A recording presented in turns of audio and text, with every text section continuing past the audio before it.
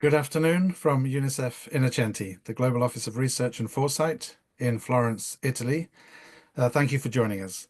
My name is Gavin Wood, and I'm delighted to welcome you to the third session in our webinar series, Beyond Barriers, where we look at the opportunities in conducting disability inclusion research. A big thank you to all of you who have joined us on the previous webinars, where we've looked at early childhood identification and intervention, and then on preventing and protecting children with disabilities from all forms of violence and abuse. So why are we here? Children with disabilities, that's 240 million worldwide, remain amongst the most under-researched and underserved populations globally, particularly in low and middle-income countries and humanitarian settings. Despite growing commitments to remove the barriers to inclusion, critical evidence gaps persist, leaving policymakers, donors, and practitioners without the knowledge needed to design effective interventions.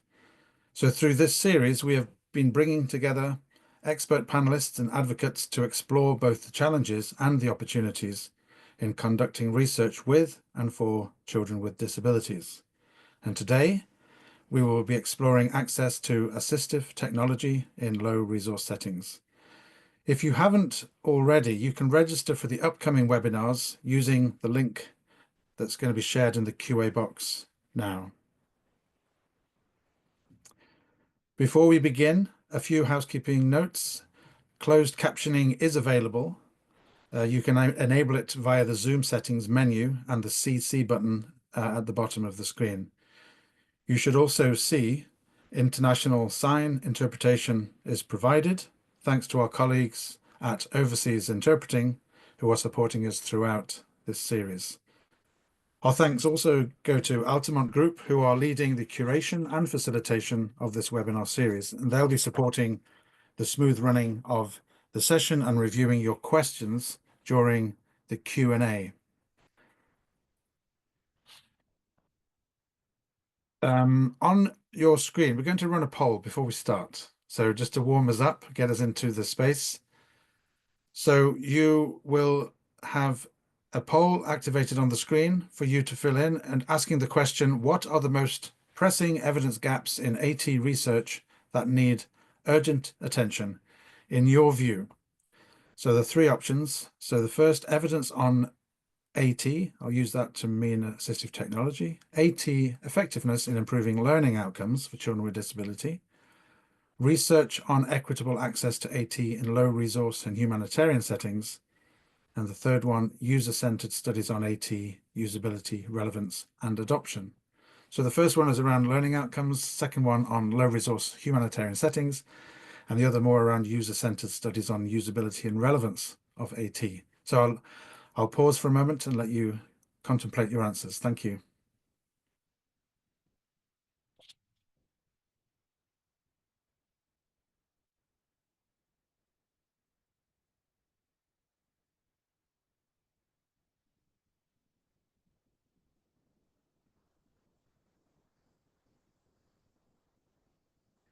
So let's see. Goodness, I wasn't sure if we'd get across the board, but we've got, so the result on the screen is saying that user-centered studies on assistive technology, usability, relevance, and adoption has got 80% of your votes. And the other two both have 10%. So 10% of you think that AT effectiveness in learning outcomes is a most pressing evidence gap. Another 10% that research on equitable access in low resource settings. I'm sure many of you wanted to choose more than one, but this has got us going. And with that, I'm delighted. It's my great pleasure to introduce our moderator for today's session, Dr. Deborah Taub. Deborah collaborates with governments and education institutions to develop unified and sustainable inclusive education systems. With experience as a special educator, researcher, job coach, and university professor, Deborah focuses on supporting students with disabilities, including those with extensive needs. Her work spans the United States, Poland, and Uzbekistan. Additionally, she notes that she is a mother of 3 neurodivergent children, and we are in great hands and delighted to hand over to you now, Deborah. So the floor is yours, Deborah. Thank you so much. Thank you. I appreciate that. Did my video come on?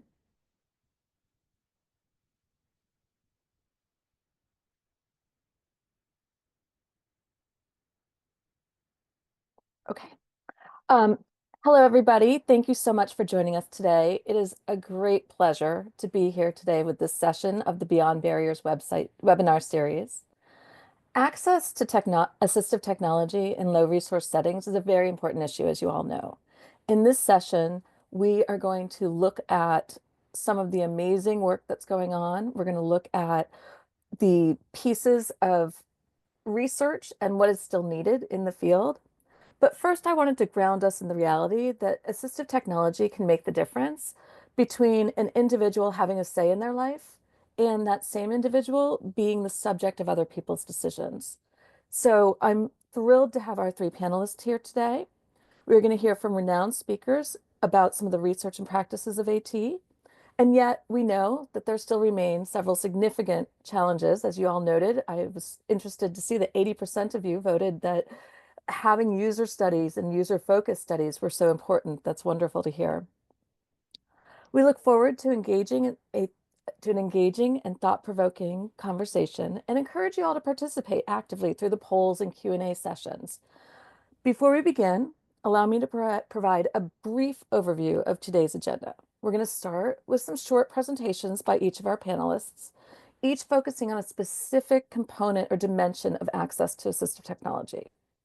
This will be followed by a moderated panel discussion where we will explore some of the key challenges and barriers in conducting research in this area.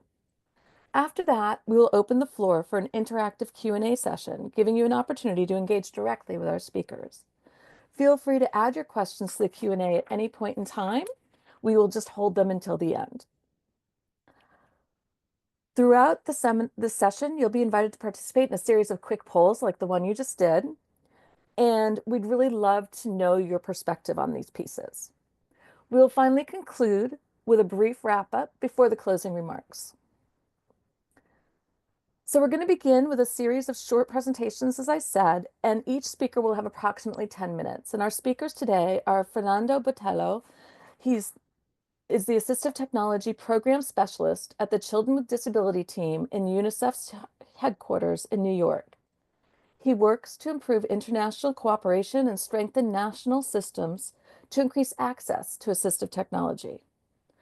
Prior to his work at UNICEF, Fernando led a social enterprise dedicated to designing, developing, and distributing affordable assistive technology for persons who are blind.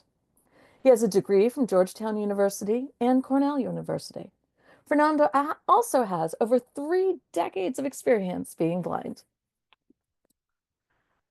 Israel Balagun, a Nigerian medical practitioner with a disability, has achieved the distinction of being the recipient of the Global Study in the UK Award 2022, organized by the British Council. This recognition stems from his outstanding efforts in championing and fostering dialogue on disability and gender inclusivity in the public sphere. He possesses 2 master's degrees, public health from the London School of Hygiene and Tropical Medicine, another in International Comparative Disability Law and Policy from the University of Galway, Ireland, and which was obtained via the Irish Roger Casement Fellowship. And currently, he is a Commonwealth PhD student at the University of College London. Finally, but definitely not leastly, Dr. Paul Lynch's research focuses on how to support the transition of children with disabilities from home into preschool.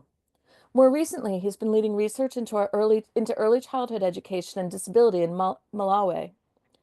Paul is currently running a 2-year CGRF British Academy funded project into early childhood education and disability in Malawi from 2019 to 2021.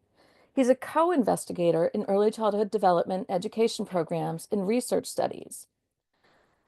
UKRI, MRC, GPE, KIX, Bangladesh, Nepal, and Tanzania.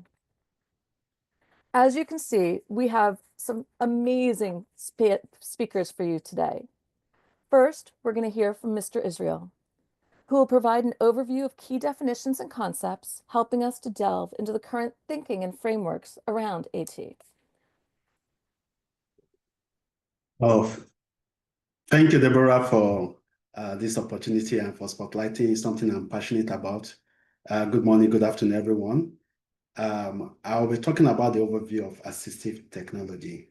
I'll look at the background, talk about legislation, policy, and strategy. I'll look at some key definitions and concepts, and also finally talk about the framework on assistive technology. Next slide, please. Just as was mentioned earlier on, across the globe, about 2.5 billion people are currently in need of assistive technology, and majority of them are actually in low and middle income countries. And with over 150 million children with disability, globally discerning and in need of assistive technology. Majority of them, over 90%, in some cases, even 95%, lack access to the assistive technology that they need. This was in a report that was done by UNICEF. And just to say this, persons with disability are among the most significant users of assistive technology and the largest minority who have unmet needs. I'm a person with disability myself. And just to mention this also, in humanitarian situations across the globe, persons with disability remains largely invisible. Next slide, please. We have different policies, legislation that support the need for assistive technology in low and middle income countries and across the world. This is embedded in the United Nations Convention on the Rights of Persons with Disabilities. You'll see it in Article 4, Article 24, 25, and even 26. We also have the Convention on the Rights of the Child, where it was mentioned, these are policies that do support the need for assistive technology. And also the Sustainable Development Goals, which we are all aware of, also talks about it. In addition, the UN have a disability inclusion strategy called the UNDI strategy, which was launched in 2019 by the current Secretary General Antonio Guterres, and is being implemented across board. The global report on assistive technology also, that was launched in 2022, also gave credence on the need for assistive technology, where they highlighted some of the challenges that's associated with assistive technology across the world, and most importantly, in low and middle income countries, which we're going to look at. And subsequently also, there are some tools that have been developed, of course, the Washington group of questions, the child functioning modules that we can use as a tool in identifying impairment and so on and so forth. Next slide, please. Well, just to say this, the framework, this talks about the framework governing disability across the globe, called the International Classification of Function, done by WHO some time ago in 2001. And if you look at it, a lot, the diagram just represents the fact that body functions, and on the second layer, body function, activity limitation, and participation restriction, which has dependent factor like personal factor and environmental factors, how it affects persons with disability or persons with certain health condition. However, I'm not going to go into details in this slide. Subsequent slide, I'll talk about its relevance. Next slide, please. Over the years, we have had different models of disability, and in terms of assistive technology provision in both humanitarian and low and middle income countries, a lot of approaches have been used. Of course, we have the charity model, which looks at a person with disability as object of pity. Let's have mercy on them. Let's show them mercy for conscience sake, religious sake, or for, just to please ourselves. And we have the medical model, which we treat person with disability as having a problem. And also, we have the social model of disability, which for me, it talks about removing the barriers that tend to limit person with disability from participating on an equal basis in the society. And of course, finally, we have the right-based approach, which is based on the Convention on the Rights of Persons with Disability as a whole. Next slide, please. So in defining assistive technology, of course, there have been so many definitions over the years. However, for the sake of this presentation, I will use the one that was developed within the Global Report on Assistive Technology, which was commissioned by WHO and UNICEF in 2022. And it talks about assistive technology being an umbrella terms for assistive product and their related systems and services that do support it. Next slide, please.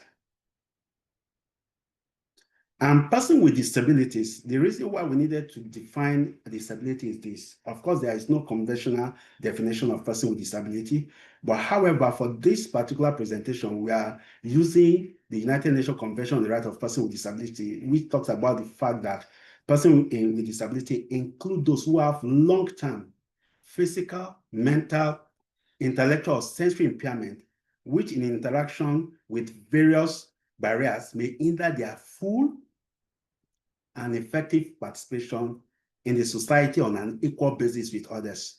So in other words, it's succinct and it cuts across a holistic approach to disability inclusion. So that's why for us as researchers and in the disability community, which I belong, and I'm also an advocate, we prefer this definition because it's right based on removing barriers for us to be able to participate on an equal basis in society. Next slide, please. A lot of key concepts actually governs assistive technology in terms of how available are they, how accessible this assistive technology are, how affordable they are, especially in low and middle income countries, and also the quality of some of this assistive technology. It matters a lot, and also the appropriateness of an assistive technology for individuals with disability. Just for us to know, take note of this, disability is very diverse, and every disability has its uniqueness. You can see two people with physical disability and their needs differs across board. And of course, the WHO has listed some priority product lists for different countries, and also UNICEF, I'm aware, they have a catalog of assistive product and inclusive supplies catalog that countries can leverage upon. Next slide, please. So looking at this, the framework that we're going to use in discussion, which forms the basis, this came actually from the report, WHO Gate 5P framework, and it's also in the Global Report on Disability. It looks at 5 Ps, and the 5 Ps include policy, provision, personnel, products, embedding, surrounding the people, the true users of persons with disability. And it is based on the principle of providing universal health coverage, and also on the Convention on the Rights of Persons with Disability, enveloping it. So we look forward to having a universal design, universal health coverage covering assistive technology across the globe, and also using a right-based approach. Next slide. So barriers in accessing assistive technology in low and middle income countries are some of these. Systemic barriers, which is great, shortage of health workers, the demand-based barriers, supply chain issues, product mismatch, and data. And lastly, what we are focusing on today, which is the fact that we have limited research on the situation of children with disabilities and assistive technology. Thank you so much. I will hand over to the next presenter. Yes, thank you. Thank you so much, Mr. Israel, for setting the stage so clearly. As you noted, to remove barriers, we need to know what they are. So I am very excited and now invite Professor Paul to discuss current research and what that means for the implementation of AT, especially in low resource settings. Thank you, Deborah. It's a delight to follow on. So I just wanted to iterate to make a distinction between assistive technology and EdTech. So as Israel was saying, it's to do with sorry, someone's changed my slide. The application of organized knowledge. So it's not just the products, but it's also the systems and services that we provide. EdTech is more around the sort of hardware, the digital content and information systems at education level. And this is really important in terms of understanding what needs to be in place in terms of infrastructure at school level. So I was part of a team that carried out a systematic literature review on EdTech and AT in low and middle income countries. The paper's published and it's in the references. So we screened around 20,000 papers. However, we only found 51 that really talked about assistive technology in low and middle income countries in any depth. Most of them were in computer science and engineering and not education journals. This slide shows a heat map showing that the majority of papers that were identified had where research took place was in Asia, with around 7 in India, Thailand, and then followed by Africa, in Kenya and Nigeria, with a few papers in South America. So what is insignificant is concerns in relation to the body of rigorous evidence in terms of collecting data on the use of AT and EdTech in low and middle income countries.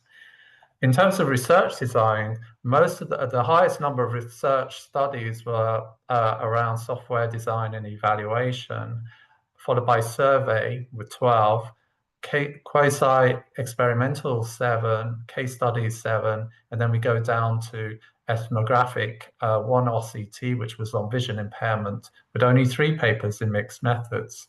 So there's a dominance of testing software programs, but not enough in terms of actual participatory research involving users, and very little in terms of pedagogy and learner engagement and outcomes.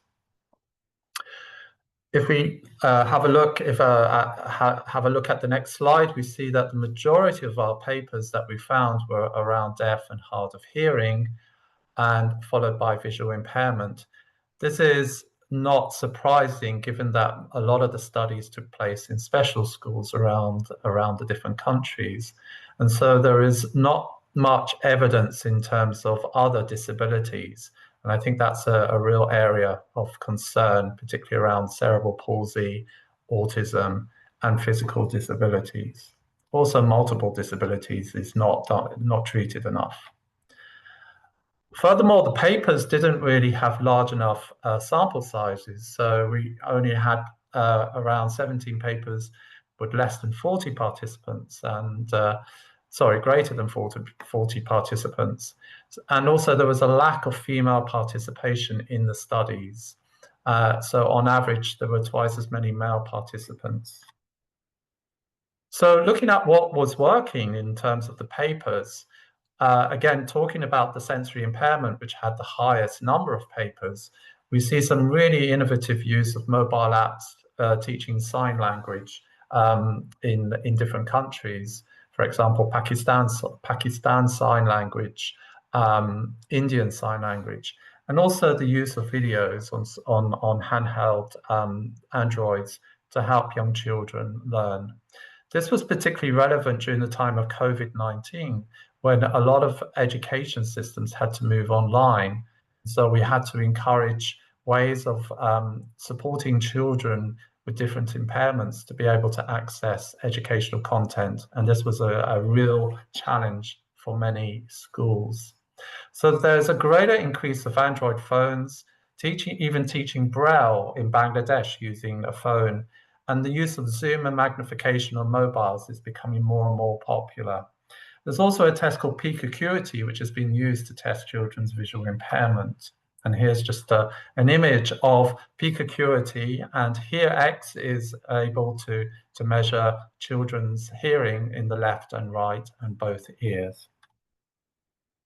In terms of neurodiverse learners, we should also think about the type of communication systems that can be used, from low tech, from pointing to pictures to images, using hand-drawn pictures, actually pointing to different images, to more sophisticated types of AAC, which are speech operated.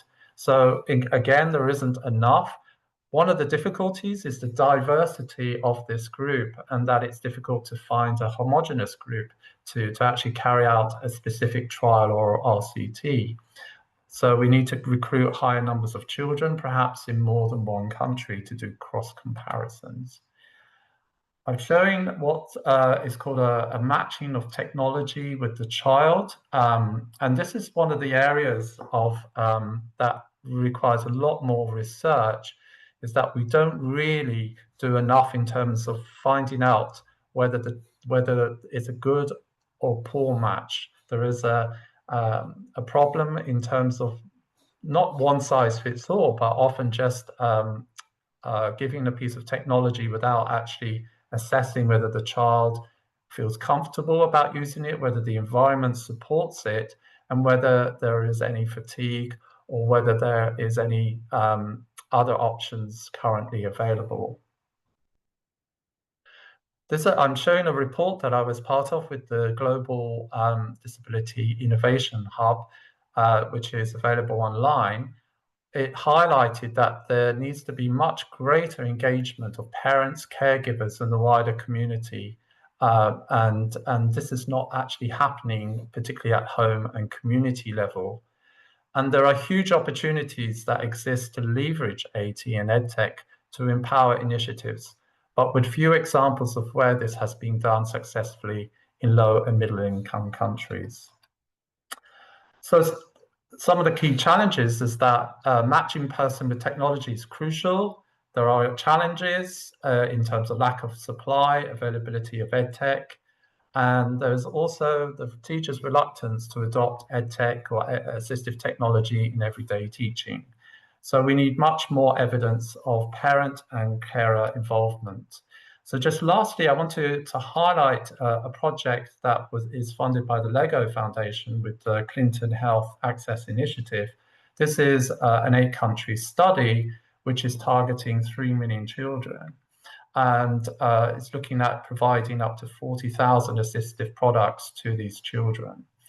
The countries are Ethiopia, Indonesia, Kenya, Liberia, Nigeria, Rwanda, Sierra Leone, and South Africa. If we have a look at this slide, they've screened up to February 2025 more than 1 million children. So if we have a look at the statistics, over 1 million children have been screened for developmental disabilities. Out of those, 14,822 were referred as confirmatory for referral. Upon diagnosis, this dropped down to 4,635. And so children out of that were almost only half of those children required assistive technology. So it's interesting to see that assistive technology is not always the answer. And what's also important is the training of service providers. We need to think about who these people are. So in different countries that CHAI are working with, they are working with different parts of the health sector, social welfare, and also education. So they said that most children, 78 of screened communities, the highest referral rates were from schools, okay? And one of the programs that was suggested for children with cerebral palsy is the Baby Professor Ubuntu Paul, package. 1 minute reading. Okay. And this just shows that the Baby Ubuntu program, which is being used, and there is some really good evidence across Eastern Africa, and it's also being used has been used in Afghanistan and Fiji. And so in terms of achievements, the CHAI project is really increasing working with governments through assistive projects through mobility, hearing, and vision.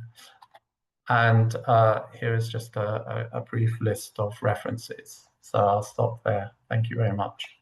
Thank you so much, Professor Paul. It's very valuable to look at those insights and to see the complexity and landscape of what's happening with AT.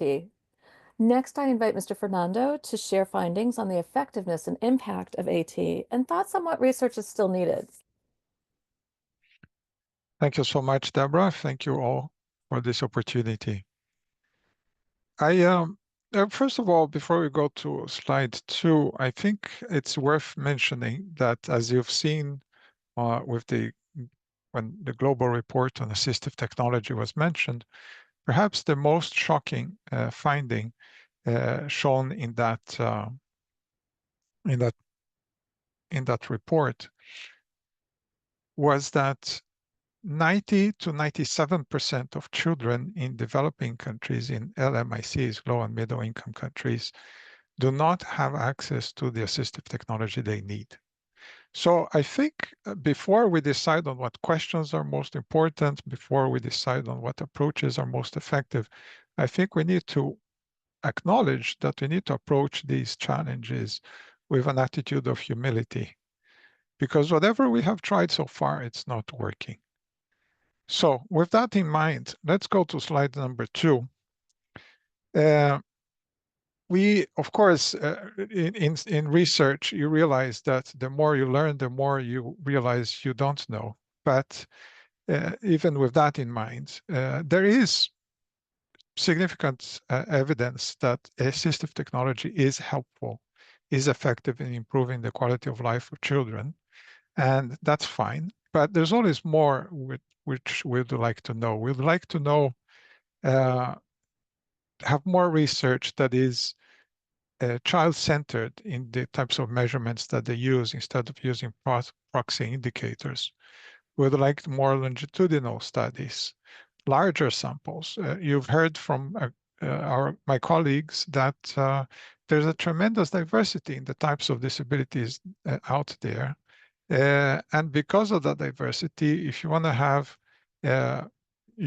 sample sizes that are as large as possible so that there's representation of all the variation that exists. And it's not just the types of disabilities and functional limitations, but it's also the context. And assistive technology, it doesn't matter if it's digital, if it's a screen reader, or if it's a wheelchair, will be only as effective as the level of accessibility of the environment where it is used. You also want to have more research that is sensitive to the timing in which the AT was provided to the child. Because the earlier that the disability is detected and that the AT is provided, the higher, the greatest the impact of that in the child's development. This is very well understood with hearing impairment because of the age of language acquisition and so forth. But I think there's more emphasis that needs to be given to it in general. Slide 3, please. So in terms of differentiating the issues with products and services, I think services are pretty much face a lot of the same issues that we face when we're trying to understand the availability of services. Services tend to be expensive in most LMICs. They tend to be unavailable a lot of times, inaccessible because of the remoteness, and a lot of times they are unknown. In other words, people are not even aware that certain services are available for their child and how to get it and so forth.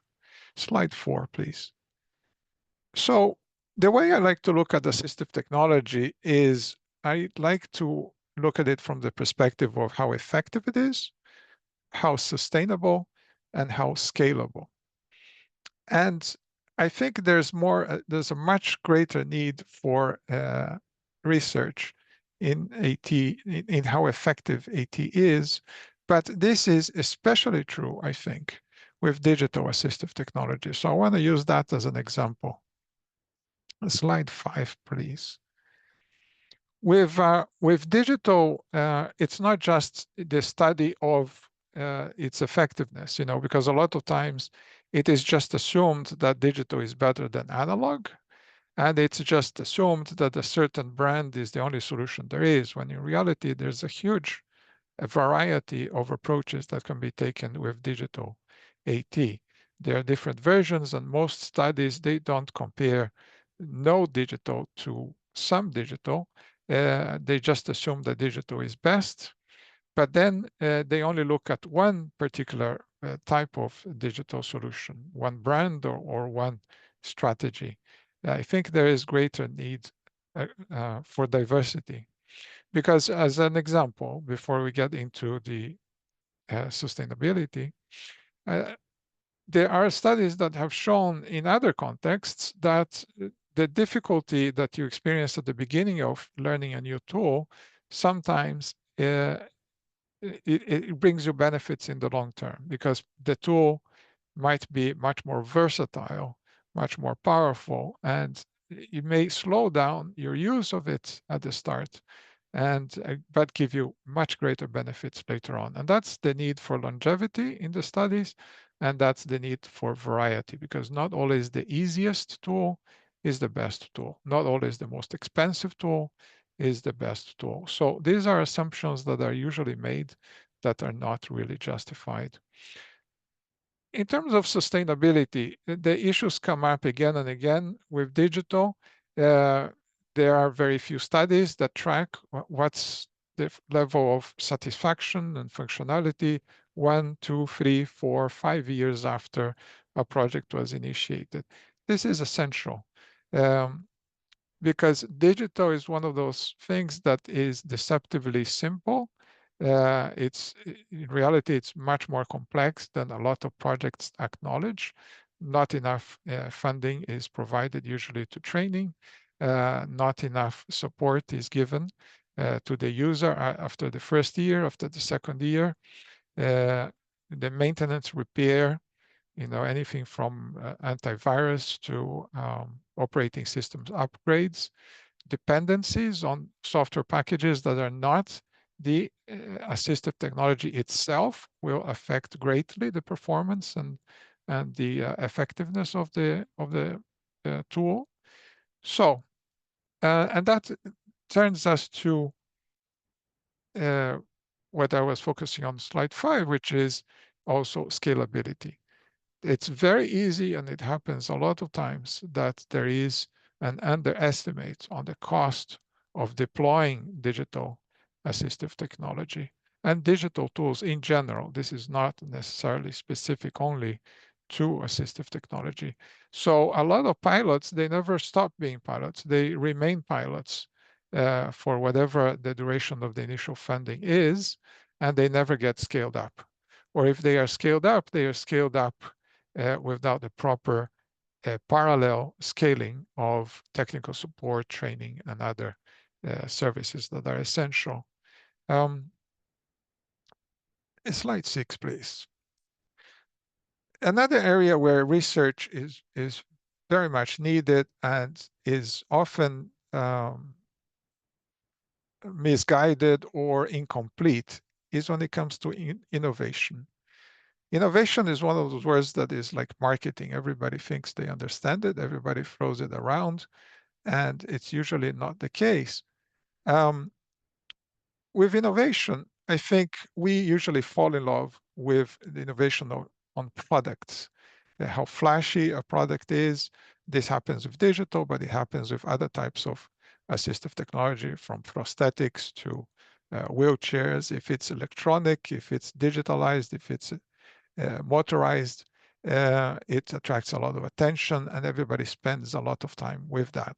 However, the most powerful innovation that I've seen usually takes place in training, in services, the services that are needed to make AT really effective, from not just for the end user, but also for those who are doing the fitting, the repair, the maintenance. There's also great need for more research on what innovations have worked to improve the way governments procure for AT, to improve the way business models make a solution more affordable, more sustainable, and scalable over the long term. So I'm running out of time, but what I wanted to mention is we don't need another study showing us that children do not have access to all the technology that they need. What we need is research that will show us what has worked. And I'm not talking about 90% coverage. Even a 5% improvement on all the countries in the same region is noticeable. It's valuable. We need to understand what are the elements that came together to make any given country better than its neighbors, because only through that we will be able to migrate our thinking from one of wealthy contexts to one of challenging low resource settings where we need to be more creative and smarter and have a more systemic approach to make sure that we overcome those significant challenges. Thank you very much. Thank you very much, Mr. Fernando. Those reflections on the research and evidence of AT are very important. I especially appreciated your focus on effectiveness, sustainability, and scalability. Absolutely vital. We're going to pause now and have another poll. We'd love to hear from our audience. On your screen, you will see a poll asking, which of the following areas presents the greatest challenge in AT provision in low resource or humanitarian contexts? The first choice is supply and demand mismatch. Second, affordability issues. Third, accessibility barriers. Fourth, lack of service integration, health, education, rehabilitation. And lastly, the lack of effective screening methods for AT needs. Please respond. You'll have a minute to do so.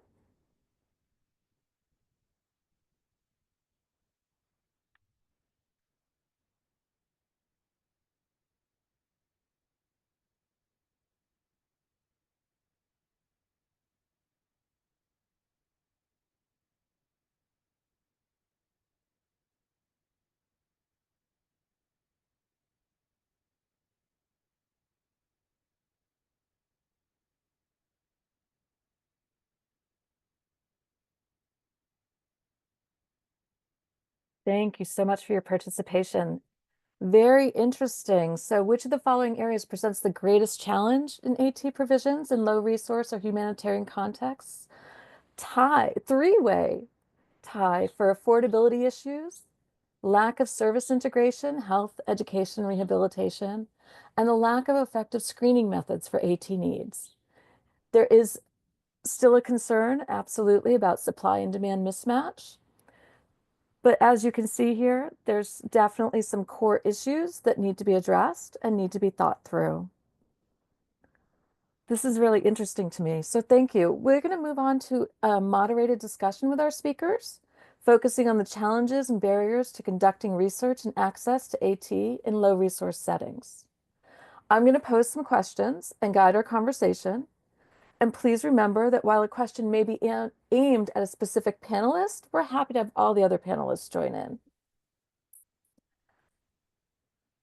Okay, getting all our panelists set up. Excellent. Fernando? Okay. My first question is for Fernando and Paul and Israel, all three of you. I'd like you guys to talk to us about what major barriers exist to researching AT, particularly in low resource areas and or humanitarian contexts. Should I start, Deborah? Sure, that would be great. Thank you. So I see one of the major barriers is that a lot of the people that need AT in those contexts do not actually have it. So in addition to the classic challenge of you gathering enough examples of AT users, because they are geographically dispersed, they are in every ethnic group, in every social class, in every geography, we are all spread out. I say we because I am blind myself. So that makes it more expensive. And then if you add on top of it the fact that a lot of them will not have what they actually need to be in terms of assistive technology, that makes it even more difficult to gather enough study subjects. Thank you. That's an excellent point. Thank you. Paul? Yeah, I think building on Fernando's answer is around procurement and the fact that many countries, many individuals, for example, teachers don't know what's available. So you've assessed a child who has a communication disability and needs a particular type of language aid or AAC. Now, there are so many variations, and often we may teachers or may be told the wrong information about what's available. And in many respects, they may think, well, that particular AET is not available, then we can't do much about it. And there's a lack of understanding about how to mainstream the actual devices. So as I said in my previous presentation, that a lot of studies are done in special schools or in places where there are specific groups of children that have more access to AT. What's lacking is the amount of evidence of research in mainstream settings where there is more homogeneous groups, different types of disability. That's a great point. And I think I want to bring you back to one of the things you said earlier about not having a connection between home and school and the vitalness of that. Can you tell us a little bit about that? So one of the biggest problems is that if we do match a piece of technology, I'm just thinking of a braining machine, for example, it's just not possible to, it's pretty heavy to take home. A slate and stylus, often I go into schools and the styluses have been lost, have been dropped, and there's no replacement. So it makes it quite defunct. And what we found when we did a study in Malawi during the COVID is that a lot of families are not aware of the types of technology or the opportunities that their children have when they're at school, particularly at boarding school. So when they go home, there's a disconnect. So this piece of AT, this kit, is not following the child so that we can encourage anytime, anywhere learning. It seems to be almost like bolted, even though it's not, within the school confines because they're worried about it getting lost or stolen. So there needs to be greater trust between homes and families and the community so that the AT follows the child to the home as well. Thank you. And Mr. Israel, I'm interested in hearing your thoughts on this topic around major barriers to AT and research around it in low resource settings. Thank you so much. Just to follow up on what Paul and Fernando has said, having worked in different humanitarian settings across 4 countries, I realized that the situation for children with disabilities is actually very, very there. Because oftentimes the AT are not readily available, and also the human resources in terms of health, teachers' knowledge about AT is also very limited. So I mean, it limits the options that they have. And I remember we did a screening while I was in Maiduguri for children in primary school. By the time we screened 10,000 students, we realized that about 4,000 of them really need AT, different types, varieties, because I went with the medical team to do that. And oftentimes the funding is not really there because we were supposed to screen 60,000, but because of funding, we exceeded and they asked us to stop. I felt bad because it was an ethical dilemma for me to have screened some group of kids and then stop at the class and not continue them.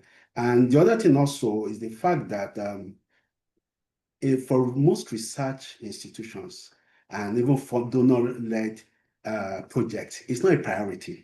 They will actually that, look, it's better we save life rather than focus on assistive technology. It's only of recent that a lot of research has started going on in this field, and I believe that there is still much more that we need to do. And just like Paul and Fernando said, it's not one size that fits all. Every person with disability has his individuality, and oftentimes we've also neglected people that have multiple disabilities. And finally, the issue of gender. Women with disability, in Paul's research that he shared, women are barely captured, and also indigenous people, the nomads, people that move around. Nobody do think about them. And these are some of the areas we need to focus on in subsequent research. So, and this barrier cannot be overcome if we come together and work it out. Thank you. Thank you. That actually, I'm going to jump to question 3 for a moment because I think you led right into that, Mr. Israel. Are existing studies on AT sufficiently inclusive? I've heard from each of you that maybe there's some pieces missing. Can you tell us more about what that looks like and what those underrepresented or resource limited regions could do or are doing? Yeah, thank you so much for that, Debbie. Just like we have stated earlier on, a lot of research have been done, but oftentimes some of these research are impairment focused, hearing, and we leave a lot of disability variety, like of course communication, developmental, early development, research focused on children with disabilities.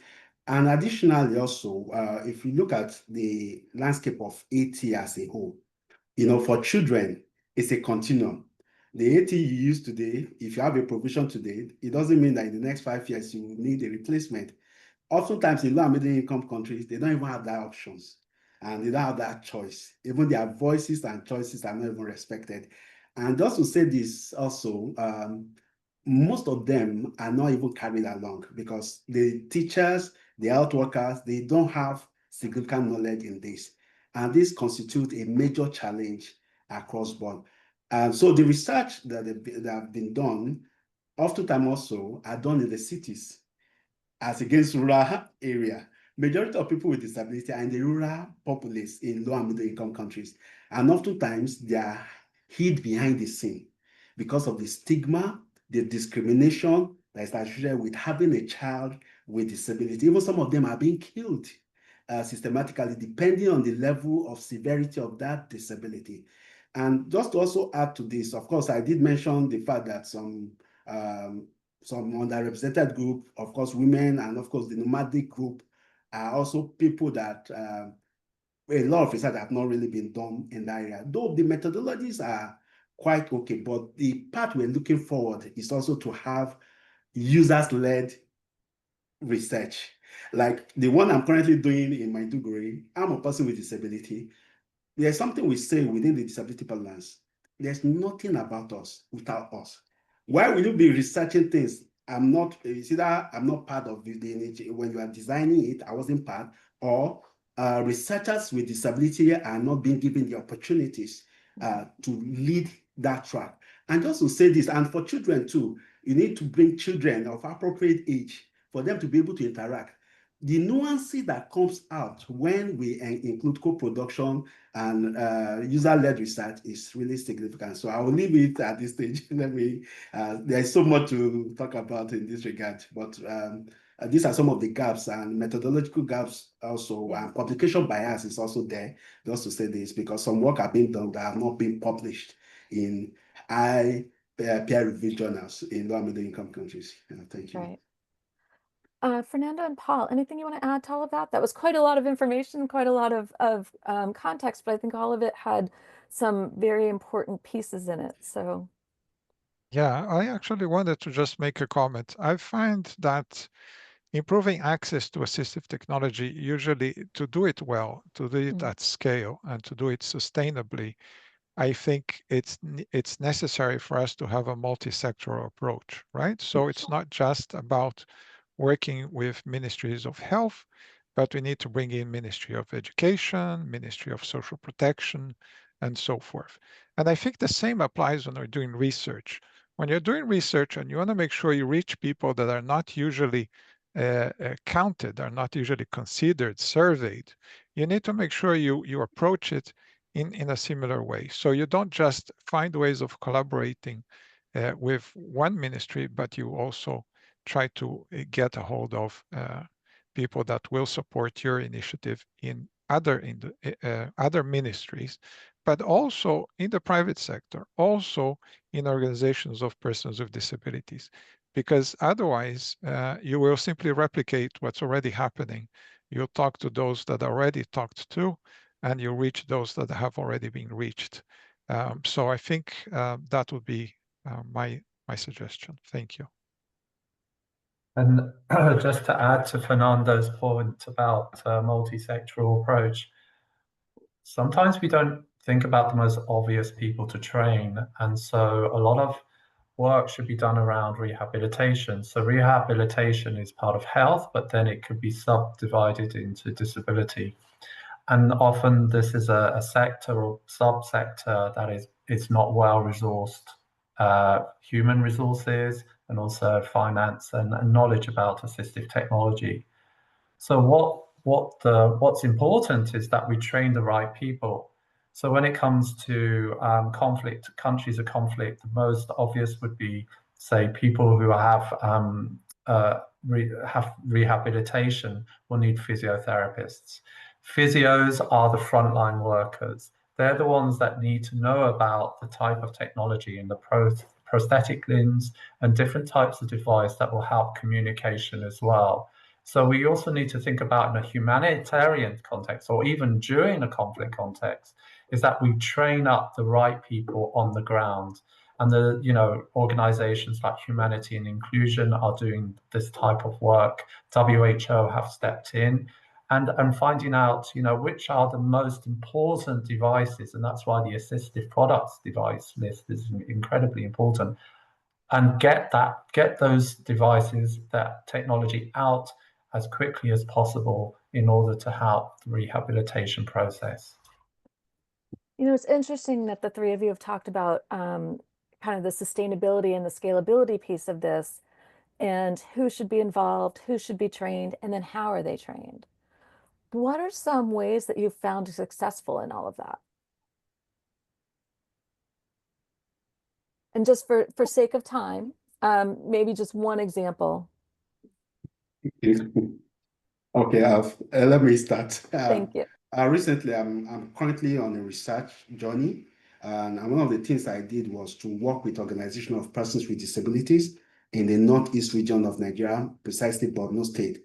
And prior to that, I didn't even know I would be going into research as a person with disability. We took time. I was working with CBM International. We took time to build the capacity of organization of persons with disability in research and also humanitarian workers. So going back there last year, it helped me significantly because I was able to engage them, and they supported the whole process and made it seamless. Even for referrals, they were the ones that were referring me to the next participant, and the need for me to include those, disability in the humanitarian context. You have those who had pre-existing condition, those who, as a result of the insurgent, became persons with disability, and those who had complications as a result of the insurgency. So I was able to reach out to the nexus of everybody that was really needed, every stakeholders, and that support was massive for me. Thank you. Yeah. Fernando, did you have something you wanted to add? Yes, I think in my experience, what works best is when you have a chance to involve people as early as possible in the design of your research.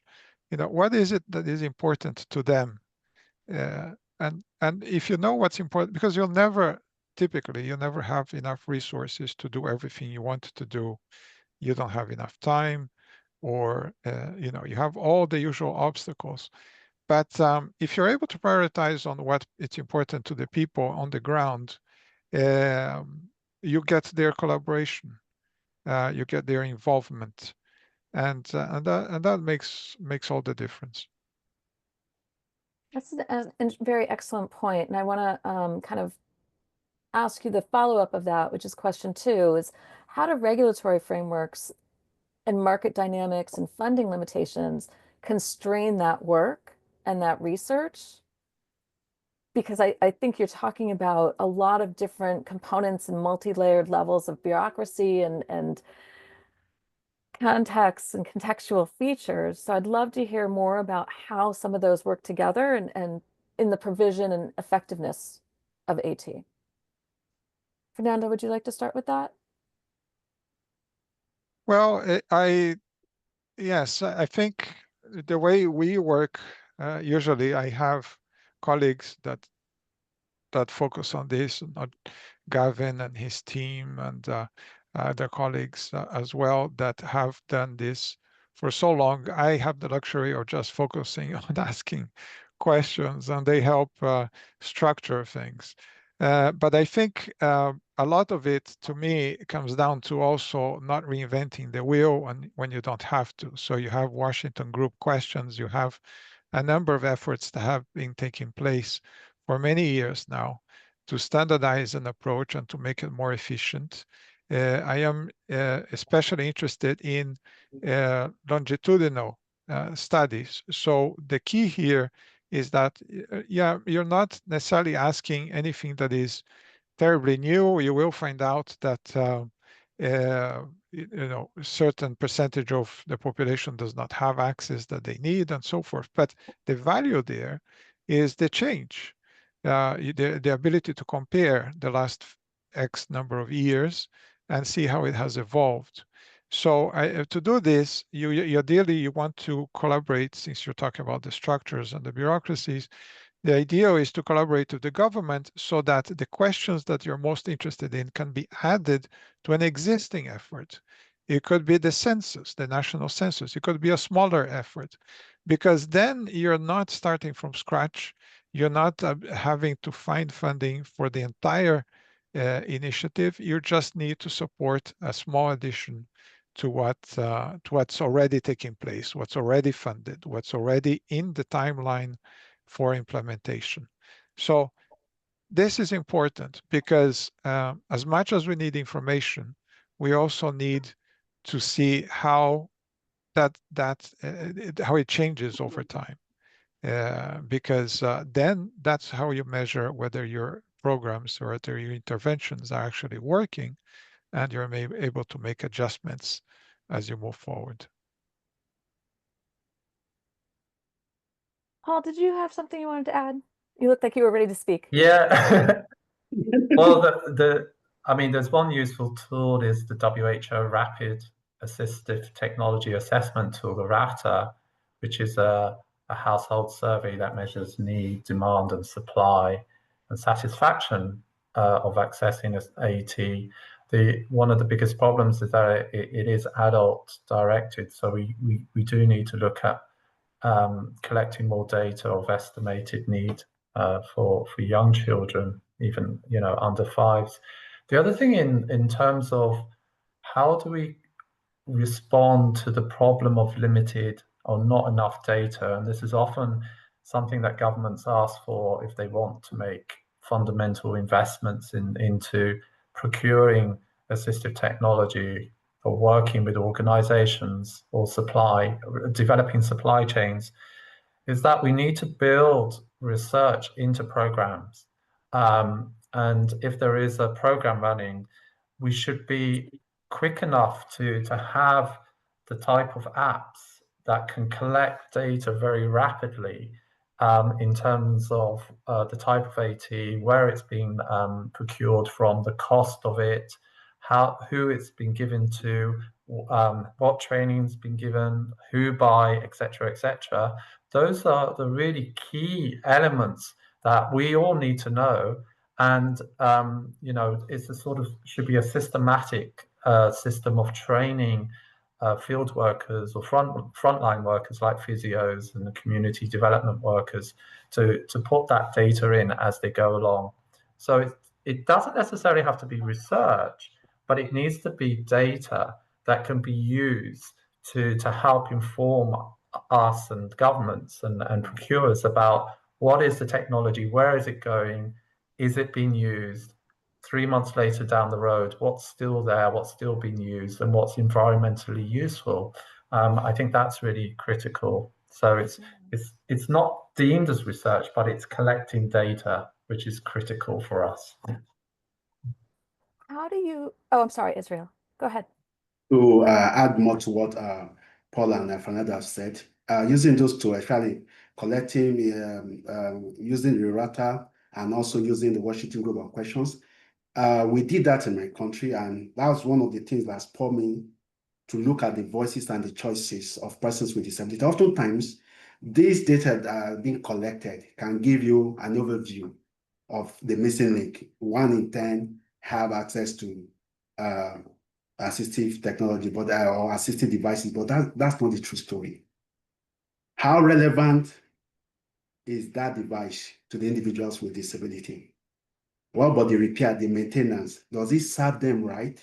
So my research now, that led me to researching the choices of persons with disability in determining the assistive technology that they needed in the humanitarian setting. And I'm glad with the work that AT-Scale have done, GDI have done, CHI is doing in my country, and other humanitarian actors. However, we need to ensure that we, in all this intervention, all this in both the research component and the intervention for programmatic intervention, we need to listen to the voices of persons with disability, their carers, their caregivers, or their guardians, their teachers, and even the health professionals in this regard. So that would be my additional point to this. Absolutely. Fernando, go ahead. Yeah, so I liked the fact that Paul brought up the RATA tool from the WHO. There's also the Assistive Technology Capacity Assessment, ATAC, also from the WHO, which is very useful. It looks at, as the name implies, the capacity in the country in terms of providing assistive technology products and the services that are needed. There's also the child functioning module, CFM, that UNICEF has developed to track development of children. And these are tools. I think they are not just helpful because somebody has done a lot of work, or many somebodies have done a lot of work for us, but they become standards. They become, if you're using those tools, you're not just able to compare how the situation has evolved within that given country or community, but you're able to compare it to other countries in the region and have a sense of what is doing, which areas we're doing well and which areas we need more work, and which countries we can reach out to and understand, so that we can understand better what they have done differently to get the better results they have. So thank you. So does that tool also investigate or collect data around fidelity and outcomes? Like fidelity of use and outcomes? Yeah, I think so. I think that'll be part of the process. That's great. Definitely. That's great. Because I can imagine investigating fidelity of use is very difficult in these settings, in any setting, honestly. There's Yeah. also, oh, sorry. I was just going to name another, the HUDAS, the WHO Disability Assessment Schedule, which is linked to the ICF, which Israel showed. And it looks at, it's similar in a way to the Washington Group CFM, but it's about 5 to 20-minute interviews, short interviews that covers cognition, mobility, self-care, living activities, domestic responsibilities, participation in communities. And these are the sorts of questions that are critical in terms of participation and activity. So it links really nicely to the ICF. And you can get the assessment on the WHO website. Nice. Thank you. Israel, did you have something you wanted to add to that? No. Okay. Totally fine. So you guys have touched upon this a little bit, and you've talked about quite a few tools and sources that we could use to evaluate, to get more data, to collect information. But I'm wondering, how can researchers ensure their methodologies avoid perpetuating the systemic inequalities or biases that are related to AT access and provisions, but also related to those who use them? One of the things that I do a lot of, my AT focus tends to be on helping kids get communication systems. And I come across a lot of myths and, oh, well, if this student uses a communication system, they're never going to learn to talk, or they're going to, there's so many pieces out there that are inaccurate. So how are you not only avoiding perpetuating those stereotypes and those biases, but also help shifting them so that people understand where the research is and what is actually effective practice? Who wants to start? I know I threw a lot at you guys. Thank you so much for this question. And just to say this, this question, I mean, is something that I've been reflecting upon, even while doing my research. The tendency is this, even within our research, for you to focus on certain categories of disabilities. Like in all my research work, the one I'm doing and the one I've done in time past, there are some group of people with disability that have been excluded, like people with communication disabilities, for instance. I find it very difficult. I wanted to, but I couldn't. I didn't understand the approach that would be needed. However, that's not to say this cannot be done. Other people have done certain work in this area. And the situation is just for us to bring and build the capacity of the local individual in those countries, because if there's anything I notice across the globe where I've worked in about 16 countries, is the fact that there is gap in capacity, and the little people that are well resourced are living. Most health workers are living, teachers are living low middle income countries. So by creating gaps and widening the gaps and creating inequity across the divide, so we need to look at strengthening the capacity building of those institutions to have that manpower, be it teachers, be it health workers, physio, across board. Then the other thing also that I see that we can leverage on is the Global South-North cooperation. Oftentimes the Global North actually have the resources and the funding, and they determine the agenda to some extent of what should be researched. Oftentimes leaving the people that have the local knowledge. So there's need for us to localize research. Of course, we've been talking about it in the development field and in the research field. Let us engage researchers in some of these low middle income countries and give them that resource, because oftentimes in those countries, the government don't really prioritize research. They only form basic amenities, basic provision of housing, health, and social care. Will they now be thinking about research? They tell you, look, we have for that bigger things to address, bigger fish to fry than you bringing research on board. So I think these are some of the areas that I would want us to work upon as we go forward in this regard. Thank you. Fernando or Paul, would one of you like to jump in? Go ahead, Fernando. I just want to make a comment on that I think is relevant here, and that is getting the collaboration from governments and other and large bureaucracies in general. Nobody wants to hear bad news, right? Right. It's going to be very difficult to get collaboration if the expectation is that it's just going to reveal more information of how many things are wrong and how many things need changing, and everybody has very limited budgets and resources in general. And I think one of the ways that this can be approached is by emphasizing the fact that the research is going to identify practical steps, or designing it so that it will identify practical steps to addressing issues in a way that is affordable, scalable, and effective.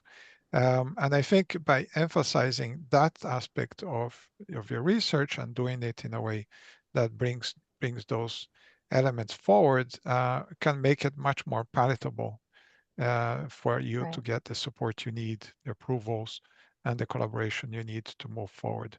Because everybody understands that these are, well, I shouldn't say that, not everybody understands, but there's a significant number of people that understand a lot of the social, economic challenges that every society faces, and particularly those who have disabilities and other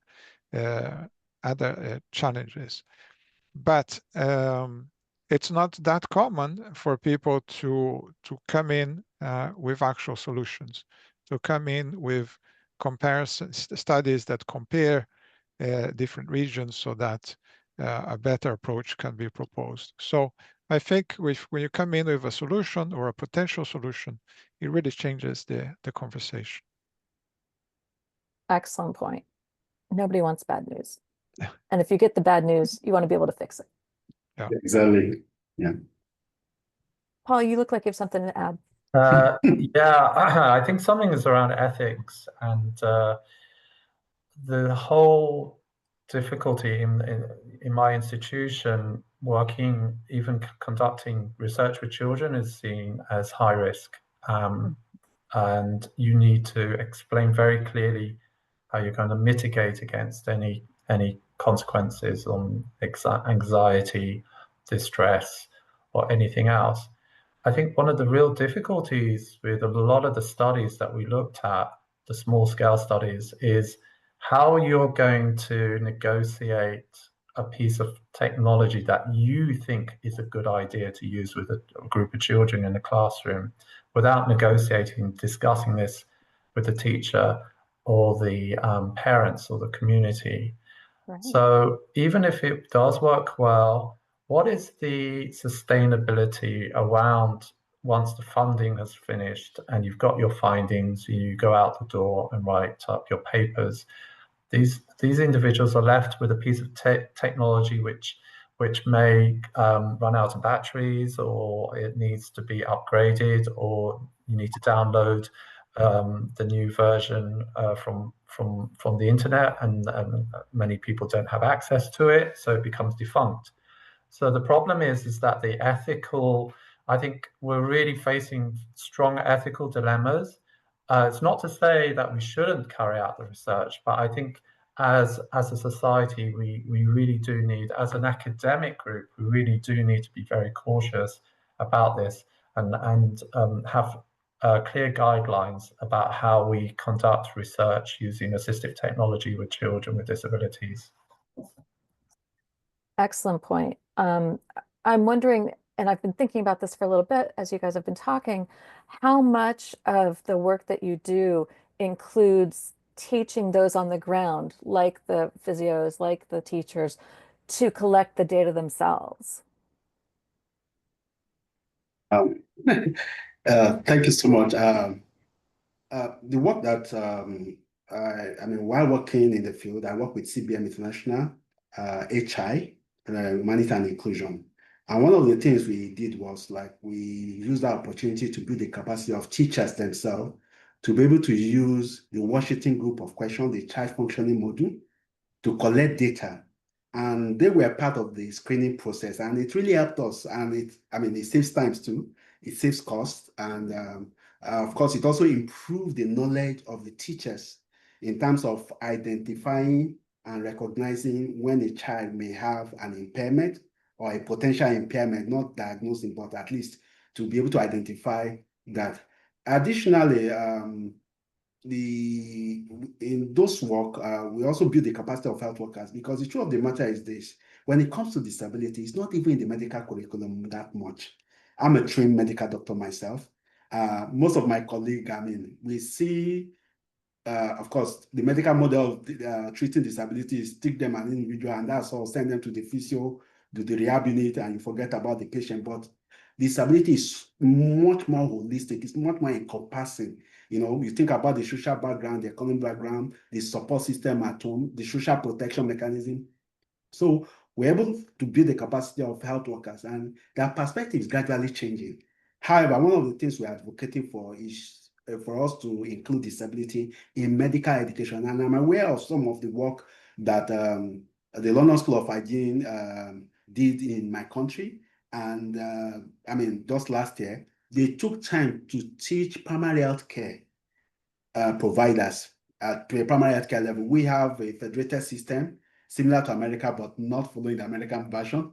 We have the primaries, local government, state government, and the federal government. So the primary health care system, they took time to train all the health workers in that facilities so that they'll be able to transmit and translate some of the learnings on disability into action whenever they get back to their various stations. And this is a good way to start. And these are some of the things that we have done in that area that I'm aware others have also done. Thank you.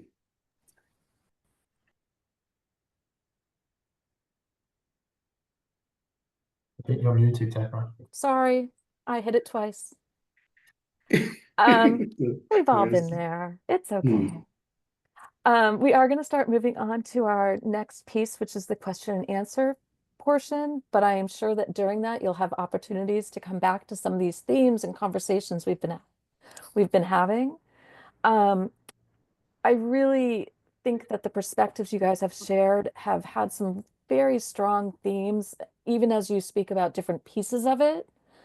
And I'm curious about, as we get to the question and answer portion, how our audience has been thinking about some of these same issues and some of these same kinds of conversations and situations in which they're in, their contexts.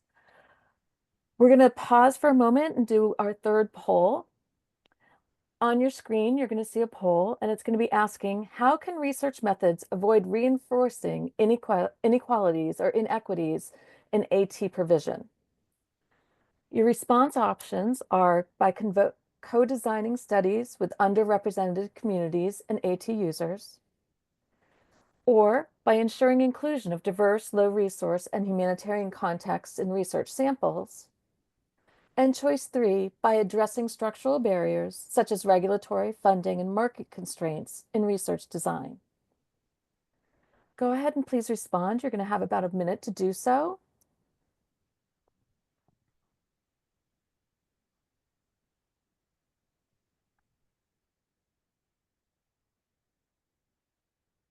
Wait time is so hard, isn't it, guys?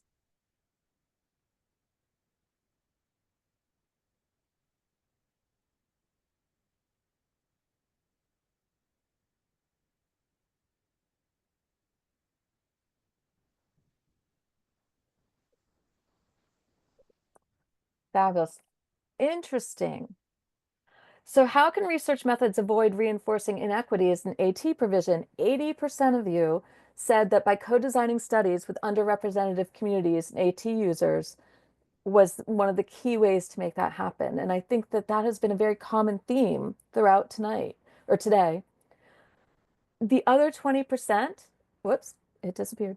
But the other 20% looked at structural barriers, such as regulatory funding, market constraints, research design kind of pieces. And I think that that really shows the three expertise or experts that we have here and how you guys have been blending together the individual focus, nothing about us without us, with the structural and contextual barriers that are out there and the importance of making sure that those do blend together. Thank you very much for that information. So next, we are going to ask for questions from our attendees, Please use the Q&A box, which is in the bottom of your screen, to share your questions or comments. I will do my best to bring them into the discussion. And please ensure you direct your question to one or more panelists. So, panelists, if you would like at any time, if you see a question that you would like to address, please feel free to jump right in. As I said before, we'd love this to be a conversation as opposed to just a rolling of question, answer, question, answer. So I'm going to start with our first question, where Maria Morelli says, thank you for all of your presentations. We talked about processes of procurement and affordability, accessibility, but I find we also have a big gap in quality of the prescription. Too often, children are prescribed the wrong AT. Do we have research on quality of prescriptions?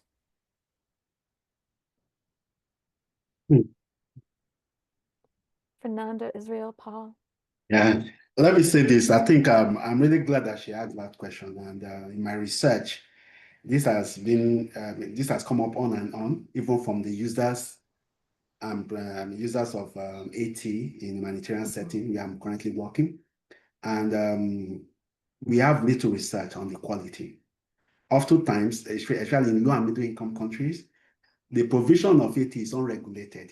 Even if it's being regulated, the implementation processes are not being tracked appropriately. People can just import any form of AT, prescribe any form of AT, oftentimes worsening the situation of some of the users. So, and that brings me to the point where the users told me specifically that they go to hospital. A physio prescribe a crutches for them, and they say, this is what you should use. And they felt that this is not appropriate for me. And they said, of course, you don't have a choice. This is the only one that is available. So you have no option. Additionally, the fact that the regulatory body and even the availability of quality AT are not even in the country, Like, for instance, in my interview with a colleague in Ethiopia, it takes about 6 months for them to be able to import an AT into the country because of the bureaucratic process in that country. So one of the solutions that, of course, that we looked at was the need for local production. And these are some of the things that came from the research, the need for them to make it adaptable to meet the individual need, for individual with disability to be able to give feedback and say, no, this is not working for me. Can I try something else? You know, and give them multiple options. I'm here in the UK. One of my participants shocked me. She said in her life, she uses prosthesis, you know, and the prosthesis she was using was the old type, the one that is being fabricated locally. And when she came to the UK, she said in her 1 year in UK, they transformed her thinking. They gave her about 3 options. They told her for the first time, you might probably need wheelchair. So when you are tired, because she's an amputee, and you'll be able to rest. She said she was so happy. They also gave her crutches. Beside the fact that they were looking for other options of giving her a quality prosthetic that would cost £70,000. You know what she told me? She said, how many £70,000 are they producing in the UK? I mean, 18, are they giving to individuals with need of prosthetics in the UK? She says we made her to think that in our own country, we don't even have that provision. The government doesn't really have it, but NHS do have such provision in the UK. Oftentimes, making people with disability that I've mentored over the years, because I mentored a lot of them to come and study in the UK, they don't want to go back because of the opportunities that they are. I have crutches. I use walking stick for support. I was giving crutches. I was even asked if I needed motorized wheelchair. So that option, the level of the fact that we don't have access to quality, who determines the quality? Who does the check and balances? Of course, we know that WHO, International Standard Organization, they have those guidance, even they provided it. But in country, where those things are not regulated, especially in low and middle income countries, they will tell you that you should be grateful you even have one, because they do it in form of charity. And when you complain, they tend to like call you an ingrate. This is sad. Yeah, thank you. It is. I, Fernando? yes, I think I can confirm that this is a big issue in a lot of places. We see, I haven't seen research on it yet, but I see it all the time.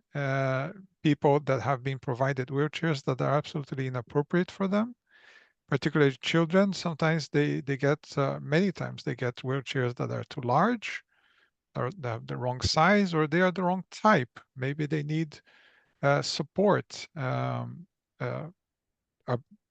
they don't have it. It's not the right type of wheelchair.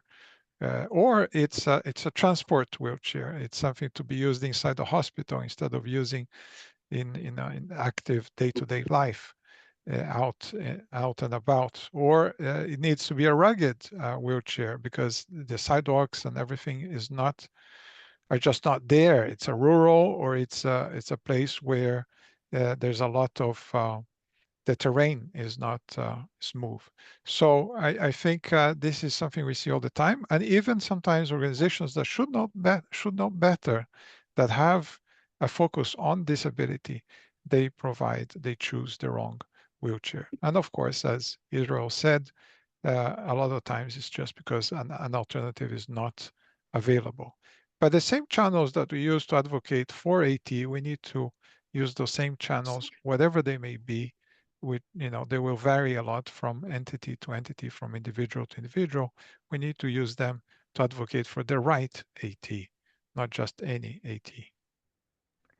Right, but that's difficult, especially with children, right? Because they grow and then they need new wheelchairs, they need new prosthetics, they need new, AT options.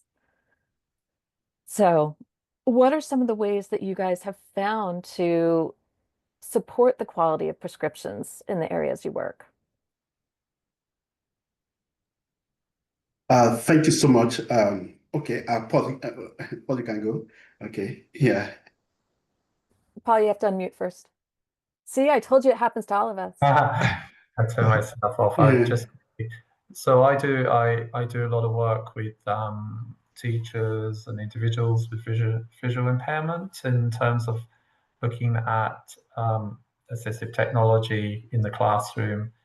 One group I work with is children with albinism, which is in the Northern Hemisphere, not a very high incidence, but in countries like Tanzania, Malawi, much higher incidence rates. And what I found was really important is the general. It might seem a bit unusual in the UK to present a piece of technology to the community, almost ceremoniously. But what it does, it makes sure that people know who it belongs to, that it shouldn't leave the community, that it's being prescribed to a certain individual or individuals, for example, children with albinism. So I found that a community approach of encouraging, say, the village elder and the community elders in the process and they're very curious about it, and let them try it out and be curious, and that curiosity will hopefully go down and allow the individuals to be able to use the technology in the class. But one of the most simplest pieces of technology is a hat for children with albinism, is to protect their the vision of photophobia and glare, and to be able to use to make sure that it covers the back of their neck against the sun. So oftentimes it's low tech stuff, such as a hat, that we can often forget. But children are able to use these types of equipment in the classroom according to their needs. So yeah, that was just an example of some work I do. And that's a great example, especially of the different levels of tech that might be out there.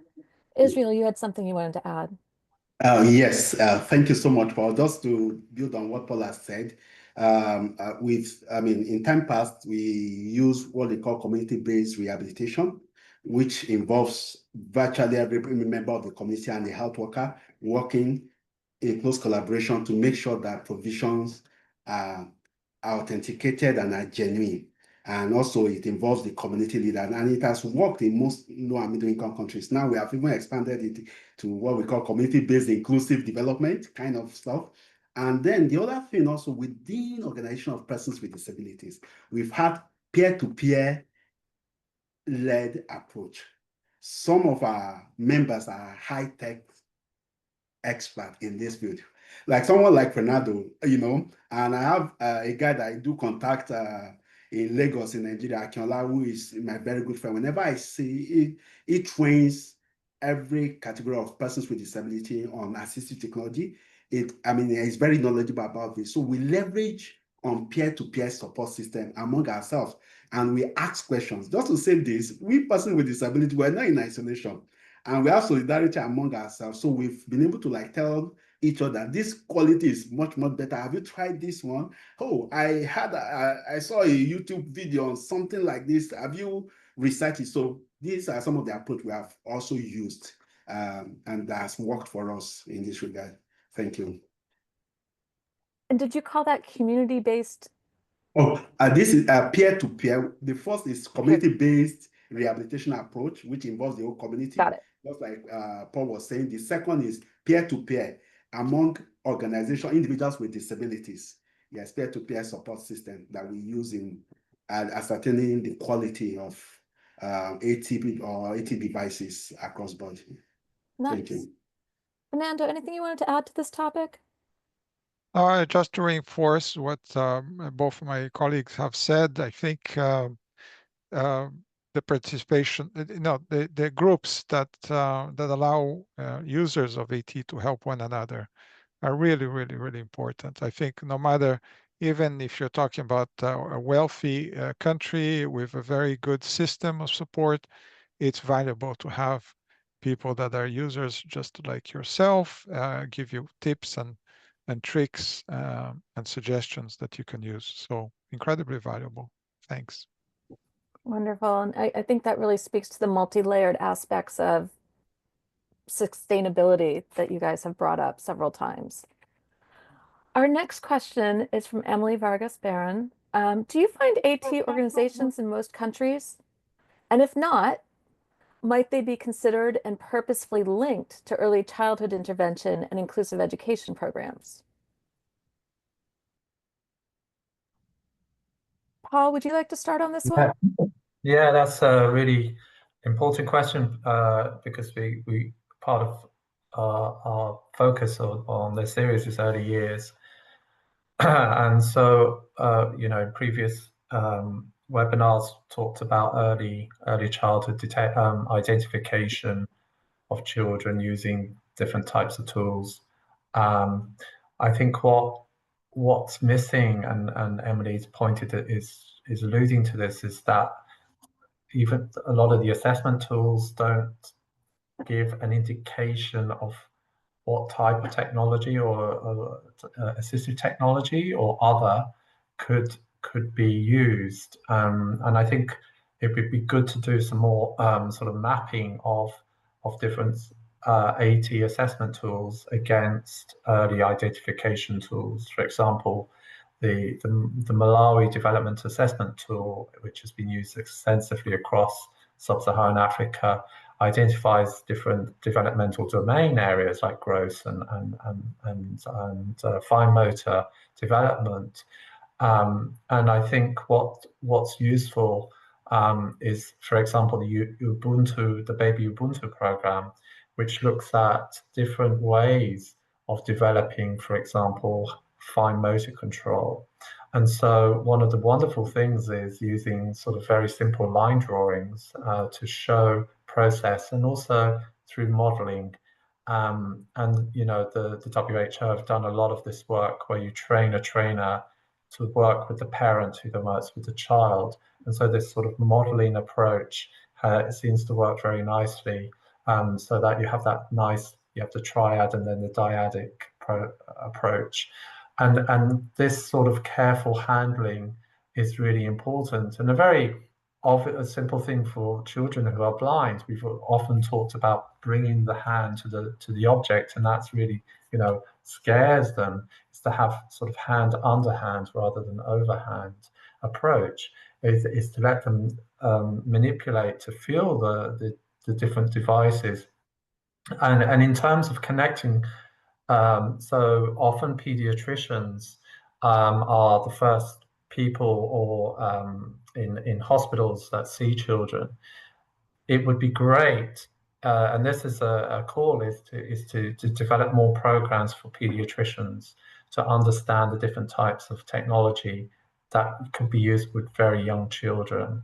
And I think that, and if they don't know, they need to know who to go to within their services. And so build up that sort of network around them. This works in bigger cities and towns, but in rural populations, it's more difficult. But I think there is a greater need for sort of creating a sort of mapping process or networking around what provisions could be, how we can support, almost like team around a child, is a technology around a child approach, I love that. So I'll stop there. Child-centered technology. It's fabulous. Israel, go ahead. I think you have something to add here. Yes, please. Thank you, Deborah. And just to pick up from where Paul stopped. Oftentimes in most countries, even if we have 80 focus organizations, they are very, very few. They are mostly in urban areas. And like we said earlier on, majority of people with disability are rural. So how do they get information? How do they go about this? And of course, the linkage to early childhood intervention and inclusive education program is very, very pertinent. And that's where we need to train not only the pediatrician, but the teachers. Teachers are, if there is any person that have more interface beside the caregivers or parent, is the teachers. The number of hours that they do stay together with the children is really much. I mean, compared to the pediatrician. I'm a doctor myself. I only see them maybe maximum 20 minutes. 20 minutes would be too much. But for teachers, they have a whole lot of time, at least minimum of 4 hours, to stay with children, be it rural or urban. So there is the need for us to build their capacity and also to expose them to a wide variety of options readily available. Oftentimes, the so-called special teachers, they segregate children with disabilities in most special schools in low, middle income countries. And we are like advocating for inclusive education, which I feel, of course, has its advantages and disadvantages, but there is need for us to make that part of the curriculum, both for the teachers, the health workers, the community workers, and the pediatrician themselves. And also, the need for us to also bring the industrial expert to have an interface with this group of people so that they will expose them to the latest technology that is available.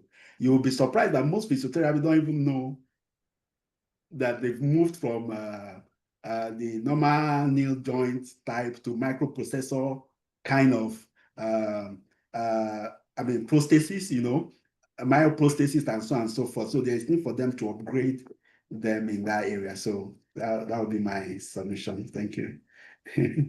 Excellent. Fernando, any last points before I move on to our next question?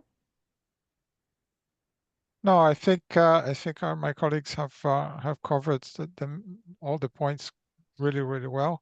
I think I want to just mention that an interest of mine is the whole issue of appropriate assistive technology. And sometimes you have organizations, private, public, or even individual consultants that have been have had the opportunity to have very expensive assistive technology, Right. and they don't necessarily think of the sustainability of having that AT over the long term for a child or for even an adult in a context where resources are scarce. Now, this is an even bigger issue for children, of course. So if you're thinking of prosthetics, for example, they can be quite expensive depending on which type you're talking about. And a child is growing. So the socket on the prosthetic for a child will need to be changed every 6 months or so. The prosthetic itself might have to be changed every year. So we are talking about the fairly high multiplication effect there of whatever cost is incurred to begin with. So it has to be thought, we have to think carefully about appropriateness, effectiveness, and the sustainability of that, or whatever approach is taken over the long term. And also, when you're talking about digital, if I may, you have other issues depending on the technology you're talking about, where the connectivity may not be quite as reliable, where the technology may not be available on the local language, where there are costs and subscriptions and otherwise that are not typically considered when the technology is first obtained. So I think you really don't want to be in a situation where a child that has been exposed to life with the technology suddenly has to face life without assistive technology at all. We need to make sure that whatever we do is sustained. And that's why I think it's so important to choose that technology well. Thank you. Excellent Can I point. just Oh, go ahead. just one extra thing? one of the areas we've been, myself and some colleagues in the University of Birmingham, we have a visual impairment center for teaching and research. It's a model called Access to Learning and Learning to Access. And this is a model that encourages the gradual self-independence, self-determination, self-advocacy skills that we need to work with children and young persons. So when that prosthetic limb or joint is hurting, rather than say putting up with it, that the child can self-advocate, can communicate that need to the parent or the teacher. So the idea of the access to learning is that when we are debutantes, when we're very young children, we need a lot of input from teachers, from mentors, from advisors on how to use the technology. And as the child or the individual grows and becomes more proficient, we hopefully expect them to be able to say, well, I no longer need this piece of AT, I need something else, Right. or I need something that does something different altogether in terms of technology. So I think it's really important to, and again, it's just a child-centered approach, is to think about that progression through the sort of Kronos system, that the child moves from early childhood to pre-primary, primary, secondary, and then into vocational work or work experience, actual work, to be able to have those advocacy skills on how to use the technology. Thanks. Right. Self-determination, advocacy skills are so vital for quality of life. I appreciate you bringing that up. One of the last questions, and we only have about 5 minutes for this, so I'm going to kind of wrap it in, but you guys have talked a lot about nothing about us without us, centering the child. One of the questions here is about the benefit of parental perspectives on AT for children. Since the focus of the seminar is on children with disabilities, how have you brought in that parental perspective? So much. I belong to a group. I belong to a group of parents with disabilities in Nigeria. And one of the things I realized that, their importance is very, very critical for children with disabilities, because from there they are able to support each other, just like the Ubuntu network that Paul shared earlier on. I'm aware Tracy, who happens to be my colleague in LSHM and Stellenbosch, she has done a lot of work at the London School of Hygiene with Ubuntu network, where they support parents with disability in the area of cerebral palsy. And their knowledge base is very, very critical. Also, not in terms of sharing information about available resources, they go to people, in that regard. I see a lot of information on that platform. We have a WhatsApp group, and they are very, very helpful. They are critical too, just like we talk about the teachers and also the health workers themselves, and even the organization of persons with disabilities. Everybody is important in this area. Thank you. Thank you.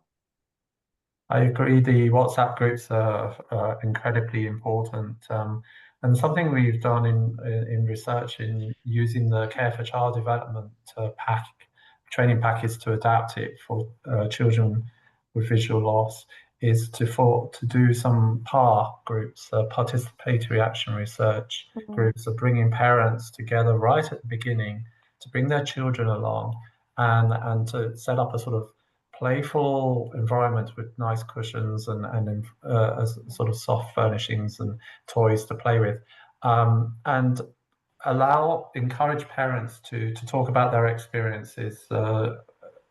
No one is targeted or anything. It's an open question, an open forum of play and communication. Found that these PAR groups are really, really powerful, and they seem to then say, let's keep in touch and form a WhatsApp group. So the PAR, I think, is really powerful methodology. Thanks. Fantastic. Fernando, anything you want to add in our last couple of minutes? Yes. So just very briefly, I think it cannot be overemphasized how important this soft element is to the use, the access, the full benefits of assistive technology. I think that there's a huge impact that just the right attitude can have on how well a child develops and how much support a parent gives and receives. So yes, I couldn't agree more with what my colleagues have said. Thank you. Thank you all. I could continue asking you questions for like the next 20 hours, but we're going to turn to another audience poll, our poll number 4. On your screen, you're going to see a poll asking, what is the most urgent AT research priority? And your choices are going to be moving from charity-based to rights-based AT provision, or innovating methodologies for assessing AT access and needs, or embedding AT research within broader disability inclusion studies, or all of the above. So take a moment and please go ahead and answer that poll for us.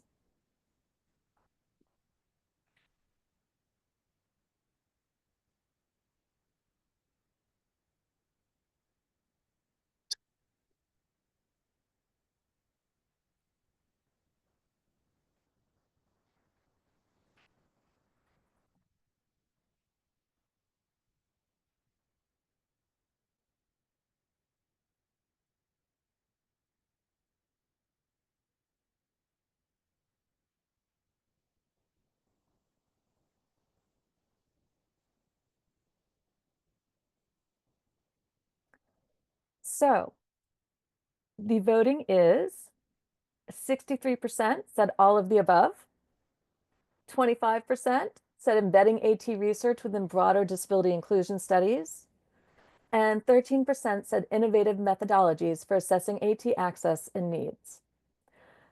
Absolutely important information. I can tell you right now, I could spend the next 4 hours learning from our panelists about each and every one of these issues. Unfortunately, our time is coming to a close. So I'd like to sincerely thank each of our speakers for sharing their expertise and for all of your thoughtful engagement. Today's discussions have reaffirmed the importance of building stronger, more inclusive research that places children's and families at the center. I'd also like to remind you that today's session is part of a wider effort to examine and address the barriers that continue to shape research in this field. Additionally, as you reflect on today's discussion, I encourage you to consider, how can we continue to strengthen our research in AT? And how can we think about practices and promoting greater inclusion moving forward? Finally, I just want to say thank you to the audience for your participation, your great questions. I will now return the floor to Gavin for closing remarks.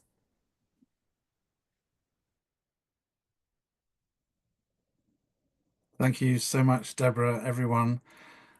What a great discussion. I didn't realize how quickly the time was going. I did make a few notes to sort of keep track of what was going on. I thought it was very interesting. We sort of learned at the beginning that research remains concentrating perhaps on hearing and visual impairments, and we still have a lot to consider in terms of autism, cerebral palsy, dyslexia, and some other physical disabilities that they're underexplored, and also that neurodivergent children, being such a divergent group in themselves, requires much better inclusion of those in research to really understand their needs. And we then, just towards the end, touching there on participatory research design and local relevance, there seems to be, I think Fernando brought this point up, there's much research focusing on product testing, e.g. Software, often neglecting pedagogy, engagement, learning outcomes, and there's a critical need identified just towards the end there on participatory action research, PAR, that includes children with disabilities and their families and local communities. Parents and caregivers, of course, offering essential insights and should be co-researchers, not informants in the study design, analysis, and use.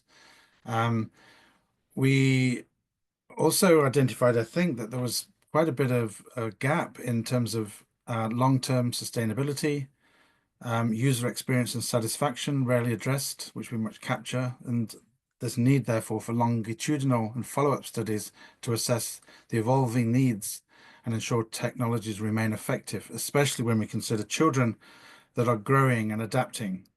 I would have loved to explore more on the RATA and the AT tools, the rapid assessment tools. I think we heard that they provide very solid foundations. They provide what could be a consistent standard and framework. But I think from my own knowledge of the tools, they look at unmet needs, system capacity, but perhaps are missing that lived experience. So I'd be interested to all of you who are tuning in and listening, if you have experience in this and ideas, how can we bring in some other dimensions, and what do you think are the missing dimensions in tools like RATA and the ATA-C that could be helped to strengthen a more consistent and predictable way in which we might research these tools? And Emily, one of our guest participants, was asking the question about pairing participatory methods.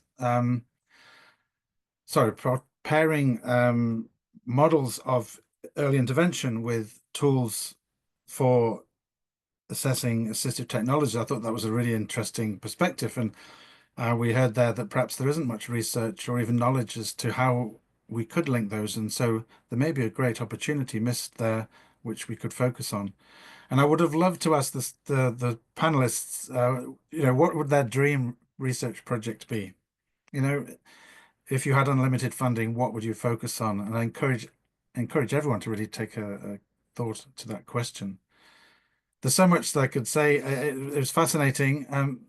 I want to I'll close by just extending my sincere thanks to Dr. Deborah Taub. Thank you so much for moderating today's session, and to our speakers, Israel Balogan, Dr. Paul Lynch, and to our global lead, to my colleague, Fernando Bartelio, our global lead on assistive technology here at UNICEF, based out of the headquarters in New York. Thank you so much. I think there's a lot of research that can shape policy and practice. I thank you, all of you who tuned in and shared your questions. I think we were only able to touch on them. We could see that the conversation was leading into much deeper thinking. So of course, today's discussion is, I would see this as just one step in this continuous journey that we're taking, and would warmly invite all of you, please, to continue that journey with us. If you felt there was something that you could contribute, you had some ideas, thoughts, you've done research yourself, any documents, articles, links to relevant materials, please get in touch and share them with us. We'd love to hear from you. We're always looking also for opportunities to amplify your research if that is something you would like us to do. So please, again, stay in touch and perhaps suggest new topics for continuing this Beyond Barriers webinar series. Before we finish, though, just a quick reminder that our next webinar, this takes place this Friday, 2nd of May. It'll be at the same time. We'll be exploring research approaches to engage children with disabilities in emergencies, so in humanitarian context. We have speakers, Professor Maria Kett. Israel Balogan will be joining us again for that. We will be welcoming him back. And we'll also be joined by Brigitte Roeda. And we look forward to welcoming many of you back. Please do that. Don't forget, you can still register for that.